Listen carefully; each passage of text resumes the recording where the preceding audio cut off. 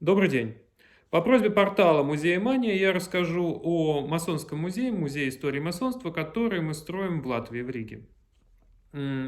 Проект сейчас находится на стадии конструкции экспозиции, возведения экспозиции. Мы сделали проект с участием известной компании Pitch, которая делает музей, и в сотрудничестве с архитектурным бюро Planet Nine. Это готовый уже 3D-проект, он очень интересный, современный музей. Мы уже приобрели помещение, это более 300 метров квадратных, и у нас есть коллекция, которая вот частично видна в кадре. Это более 1500 объектов.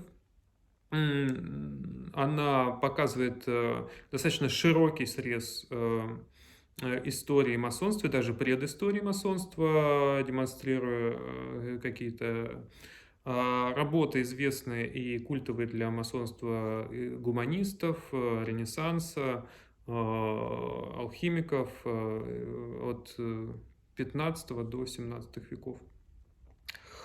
Вот, и, конечно же, будучи выходцем из России, выехав оттуда в 2013 году, я понимаю, что вот такой проект в России было бы сделать очень сложно, потому что мы бы столкнулись с противоречием и, возможно, внутри там, масонского сообщества, и с протестами в среде так называемых патриотов, хотя что патриотичного в отрицании масонства мы сказать затрудняемся, потому что вот этот закон, который был принят в России об искажении истории, наверное, стоит повернуть как бы против тех, кто его придумал, потому что какие-то вещи в России раздуваются, которые, в общем-то, подлежат сомнению, а какие-то полностью как бы и не существуют, замалчиваются.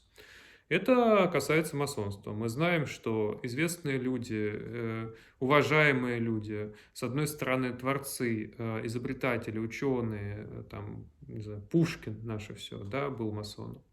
С другой стороны, люди государства были масонами, Кутузов, Суворов, некоторые императоры были близки к масонству, да. Вот, и это та история, которая очень связана с историей России, с историей интеграции России в европейское сообщество. И это те инструменты, которые, скажем, вот в США работают до сих пор. То есть США как страна, созданная при помощи масонства, при базировании на идеях масонства, на идеях демократии, свободы. Вот. Эти институты работают до сих пор и не дают там вернуть страну в какое-нибудь тоталитарное русло, да?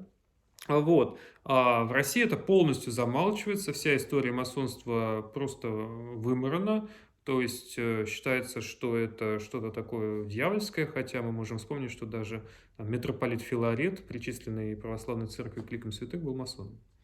Вот, и, конечно же, этого люди не знают, они пришли протестовать, я так думаю, да. То есть столкнулись бы со множеством трудностей, вплоть до погрома, который вполне возможно. Я видел не один такой погром, как делали на выставках в Москве и так далее.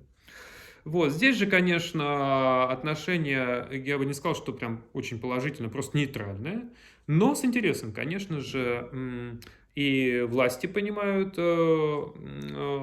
культурную ценность, историческую ценность и коллекции, понимают очень хорошую роль музея как инструмента для привлечения туристов, потому что вот Балтийская часть Европы, да, ЕС, Балтийская часть ЕС, она, конечно, очень хочет привлекать туристический трафик, и музей это прям идеальный инструмент. Я там не скажу, что нам дали все готовое, мы, конечно, инвестируем сами. Мы вот сейчас, например, делаем краудфандинг для того, чтобы встроить эту экспозицию. Там получается, что она стоит порядка 150 тысяч вместе с оборудованием. И эти деньги мы собираем сами, мы не рассчитываем на государство, потому что государство включится, когда уже будет работать музей. И государство, и европейские институты, вот как бы с момента открытия музея мы начнем бороться за эти гранты и так далее. Музей, конечно же, должен сам себя окупать. Вот, гранты, разумеется, для развития музея тоже необходимы, но построить музей за счет каких-то не своих денег, конечно, в нашей ситуации невозможно.